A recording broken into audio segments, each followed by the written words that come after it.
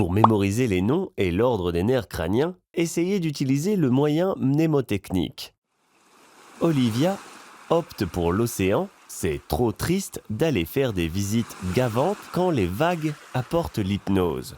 La première lettre de chaque mot dans notre moyen mnémotechnique correspond à la première lettre de chaque nerf crânien.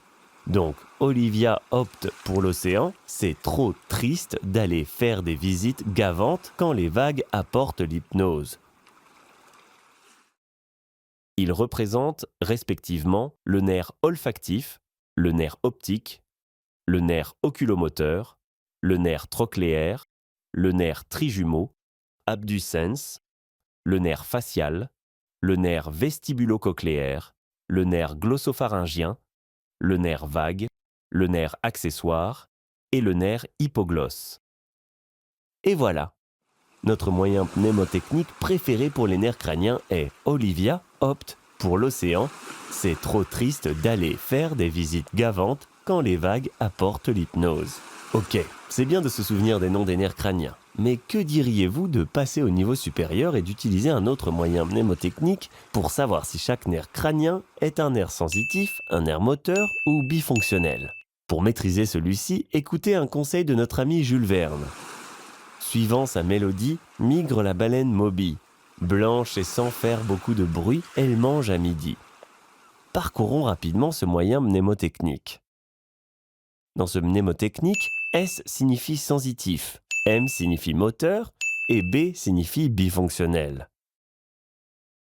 Les nerfs olfactifs et optiques sont sensitifs, tandis que les nerfs oculomoteurs et trochléaires sont moteurs. Le trijumeau est à la fois sensitif et moteur, tandis que le nerf abducens est uniquement moteur.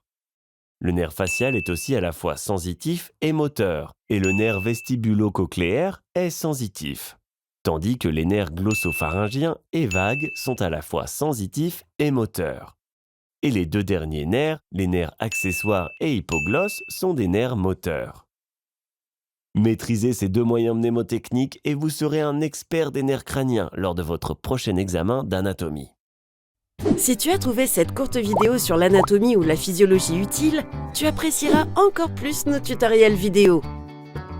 Clique sur le bouton et tu comprendras ce que je veux dire. Nous avons des centaines de vidéos disponibles pour nos membres premium, sans parler de tous les quiz divertissants, nos articles complets et nos illustrations d'atlas pour consolider tes connaissances. Clique sur le bouton au milieu pour regarder la vidéo en entier et maîtriser l'anatomie et la physiologie.